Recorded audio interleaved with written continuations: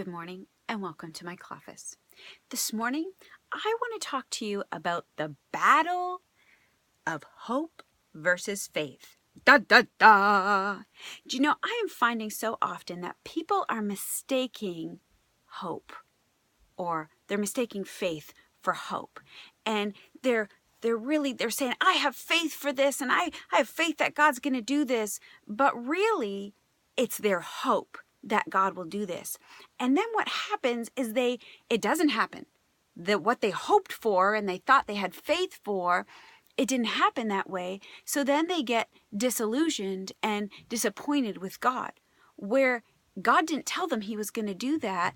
And they were actually acting on blind hope instead of faith. Hope is when you desire something and you really want something because you know that you can trust God. Whereas faith is hearing God. It's hearing God and obeying it. Faith is, as we read in Hebrews 11, is confidence of what is hoped for and assurance about what we do not see. Faith is confidence because we've heard the Lord and we can trust him. Hope is a desire for something. We hope for something because we know we can trust God. But here's the thing. Usually, it doesn't happen when we can trust God, absolutely. But it doesn't typically happen the way we think it should. In my life, it doesn't typically look the way I think it should look. And we see that answered in Isaiah when it says, because his thoughts are not our thoughts and his ways are not our ways. God sees the big picture. He knows what needs to happen in our life and he knows what needs to happen in others. And so we need to trust God and we need to have faith and we should have hope.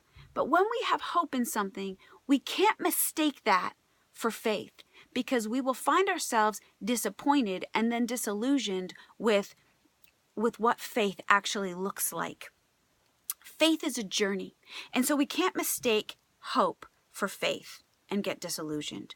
We need to seek the Lord while he may be found, and we need to spend time with the Lord so that we can walk in faith.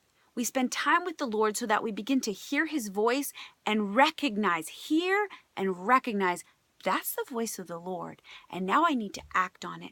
I need to obey it. And although it seems crazy, I can step out in faith because I heard the Lord.